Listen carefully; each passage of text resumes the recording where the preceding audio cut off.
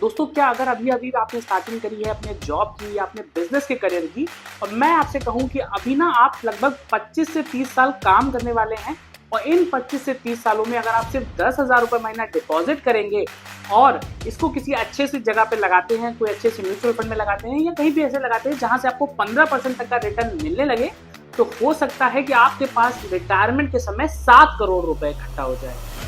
जी हाँ दोस्तों, आपने बिल्कुल सही सुना। ऐसा अगर आप करेंगे तो आपके रिटायरमेंट के समय आपके पास होगा 7 करोड़ रुपए। तो अगर मैं एक मोटा मोटा कैलकुलेशन देखूं तो आपने इकट्ठा किए थे 10,000 रुपए महीना, मतलब साल का 1,20,000 रुपए।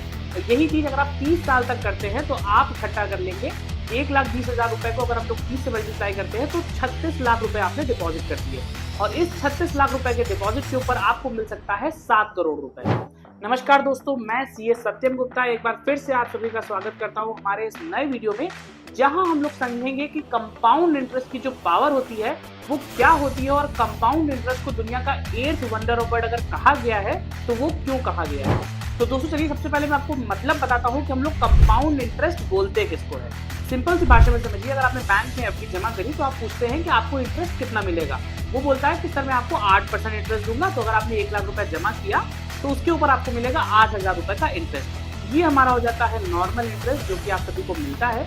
अगर मैं बात करता हूँ कंपाउंड इंटरेस्ट का, तो यहाँ पे क्या होता है कि जो अमाउंट इंटरेस्ट का जनरेट होता है उसके ऊपर भी आपको इंटरेस्ट मिलता है। फिर आपका प्रिंसिपल प्लस इंटरेस्ट दोनों को हम लोग ऐड कर देते हैं, और नेक्स्ट ईयर जो आपको इंटरेस्ट मिलता है तो वो सम के ऊपर मिलता है, जो कि कंपाउंड इंटरेस्ट लोग उसको बोलते हैं। तो कंपाउंड इंटरेस्ट की जो पावर होती है वो यही करती है कि जो आपका मल्टीप्लिकेशन होता है ना, उसमें जो आपका इंटरेस्ट होता है या जितना भी एनएवी आपकी बढ़ती है, जितनी भी वैल्यू बढ़ती है, नेक्स्ट ईयर जब आपको रिटर्न मिलता है तो आपका प्रिंसिपल प्लस इंटरेस्ट उसके ऊपर इंटरेस्ट मिलता है। तो ऐसे करते करते जो आपका मैच्योरिटी अमाउंट होता है वो बहुत ही ज्यादा बड़ा हो जाता है। तो दोस्तों अगर आपको मतलब समझ में आ गया है तो मैं अब आपको कुछ ऐसी इंपॉर्टेंट टिप्स देने वाला हूँ जिससे आप कंपाउंड इंटरेस्ट का मैक्सिमम बेनिफिट उठा पाएंगे। तो दोस्तों कंपाउंड इंटरेस्ट का सबसे ज्यादा बेनिफिट उठाने के लिए आपको क्या करना है, आपको करना है स्टार्ट इन्वेस्टिंग अर्ली। देखिए मैं आपको बता दूं कि अगर एक नॉर्मल की हम लोग बात करते हैं और आपको बोला जाए कि आपको ना 1 रुपए जमा करना है, और 1 रुपए जमा करने के बाद हर दूसरे दिन वो पैसा डबल होता जाएगा, तो आपको पता चलेगा कि आज आपने 1 रुपए जमा किया, कल 2 हो गया, परसों 4 हो गया, फिर 8 हो गया, 16 हो गया, 32 हो गया। ऐसा करते करते आप देखेंगे तो आपको 8-10 दिन में कोई नतीजा नहीं दिखेगा, बट ये चीज जब आप 10-15 दिन से ऊपर करेंगे तो देखेंगे कि आपके पास करोड़ों रुपए इकट्ठा हो जाएंगे। इसीलिए हम लोग बोलते हैं कि आप जितना जल्दी इन्वेस्ट करेंगे तो जो आखिरी का पीरियड होगा जहां पे कंपाउंड इंटरेस्ट वर्क करता है उसका फायदा आप उठा पाएंगे। दोस्तों सेकंड चीज जो मैं आपको बताने जा रहा हूँ वो हम लोग बात करते हैं इन्वेस्ट रेगुलरली का। आपको ऐसा नहीं करना है कि आपने एक पैसा इन्वेस्ट किया और इन्वेस्ट करने के बाद जब उसके ऊपर इंटरेस्ट मिलना आ गया तो आपका जो बेसिक अमाउंट था उसको आप इन्वेस्ट करना रोक दें।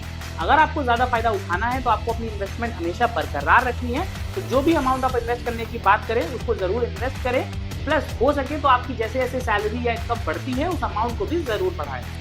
तो दोस्तों इस वीडियो के अगले पार्ट में मैं आपको बताने वाला हूँ वो कुछ ऐसे तमाम ऑप्शन जहां पे आप पैसा इन्वेस्ट कर सकते हैं अगर आपको कंपाउंड इंटरेस्ट का फायदा उठाना है। दोस्तों कंपाउंड इंटरेस्ट का फायदा सबसे ज्यादा मिलता है आपको म्यूचुअल फंड्स में।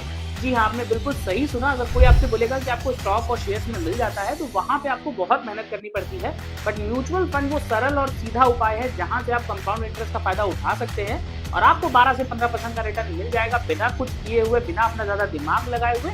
तो सबसे पहले आपको इन्वेस्ट करना चाहिए म्यूचुअल फंड में अगर आप कंपाउंड इंटरेस्ट का फायदा उठाना चाहते हैं। तो दोस्तों आगे बढ़ते हैं और हम लोग अब बात करेंगे सिक्योर्ड ऑप्शंस की तरफ। तो अगर आप सिक्योर्ड ऑप्शन की तरफ जाना चाहते हैं तो आप बैंक के जो डिपॉजिट्स होते हैं उनको ले सकते हैं, आप पोस्ट ऑफिस के डिपॉजिट्स ले सकते हैं, आप ऐसे डिबेंचर बॉन्ड ले सकते हैं जहां पे रिस्क जो होता है वो बिल्कुल मिनिमम रहता है, प्लस जो रेट ऑफ इंटरेस्ट भी है वो भी आपको 7-8 या सीनियर सिटीजन है तो 0.5% एक्स्ट्रा मिलता है।